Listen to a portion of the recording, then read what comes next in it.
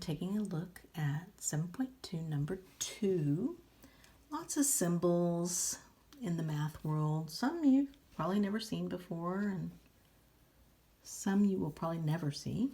But here are some common symbols. This is like a hard C with a little line in there.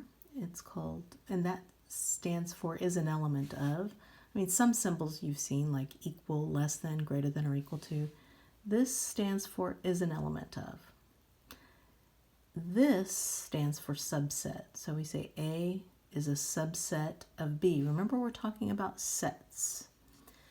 And it says set A, that's how you would read this, is a subset of set B. And it means that every element of A is an element of B. So when it's facing this way, we say every element of A is an element of B. Now let's look at this one. A is equal to B. That's a symbol you know. Set A is equal to set B if every element of A is an element of B and every element of B is an element of A. Now that's very formal. Gets into logic. Okay, there are courses in mathematics called logic, and they use this symbolism all the time. And we write A is a subset of B and B is a subset of A. And if that's true, then we say A is equal to B. All right, very fancy. This symbol, which is a 0 with a slash through it in mathematics, is something specific. It is put these little braces, it's an empty set. There's nothing in the set. You know, up here we had sets with 2 things in them, sets with infinite number of things in them. This is a set that has nothing in it, and it's called the empty set. And note, this comes up later, the empty set is a set of every set. All right, keep that in mind. So an example, I have let A equal the set of these elements, and look at the little braces. So -3, -1, 1, and 3. B is the set 3, -3, 1, -1. C is this set, -3, -2, -1, 0, 1, 2, 3. Determine if the following are true or false. So look at number 2. Now we got to read this. 3, that little symbol means, is an element of. So is 3 an element of A? True or false? 3 is an element of A. So I look up here. Yeah, that's true. And I wrote true over here. Or I could just write it right here. This is true. Okay. And I have written these all on a piece of paper over here for you. Number 3, 0 is an element of A. Let's look. Is 3 or 0? No, that's false. 0 is not in there. Not in that set. Now, is A a subset of B? True or false? A is a subset of B. I should be reading it like that. A is a subset of B. Let's see, what does that mean? A is a subset of B means every element of A is an element of B. Let's check it out. Is every element of A an element of B? So I'm going to look at A. -3, is that an element of B? Yep. -1, is that an element of B? Yep.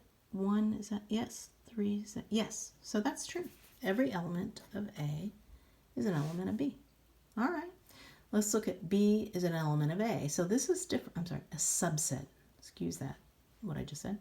B is a subset of A. All right, so I'm going to look at every element. So look, that means every element of B is an element of A. So let's see. Is 3 an element of A? Yes. Is -3 an element of A? Yes. Is 1 an element of A? Yes. Is -1 an element of A? So I'm looking, is it in there? Yes. So this is true as well. And whenever you have A is a subset of B and B is a subset of A is equal to B. Okay. And I wrote that over here on number 6 in my notes. A is true is what we got. A is equal to B because A is a subset of B and B is a subset of A, which just simply means, as if we're doing formal stuff, that they have exactly the same elements in them. So this is true. All right. Next, is A a subset? Oh, let me read it correctly. A is a subset of C. True or false? Let's see. Is every element in A an element of C? Let's see. -3, yes. -1, yes. 1, yes. 3, yes. So this is true. Every element in A is in C. Now we're going to go the other way around. Is C an element of, oh, I'm sorry, subset. I need to speak the vocabulary correctly myself. Is C a subset of A? So we know that A is a subset of C. Let's see if C is a subset of A. So is every element of C, so this means every element of C is an element of A. Let's check. So is negative 3 in A? Look over there. Yes. Is negative 2 in A? No. Is negative 1? Yes. Is 0? No. Okay, so not every element in C is in A, so this is false.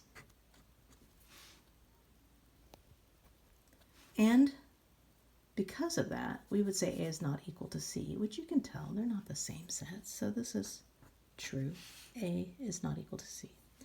Question, is the empty set a subset of A? The empty set is a subset of every set, so this is true. So remember that the empty set is just this set with nothing in it, and every element in there, which is a nothing, is an element in A. The empty set, is that a subset of C? Yes, true. Now, just to push you a little bit more, is the empty set, I hope I've been saying subset here, is the empty set an element of A? Well, the elements of A are negative 3, negative 1, 1, and 3. It is not an element, so this is false. I'll let you think about that. I will be back with number 13.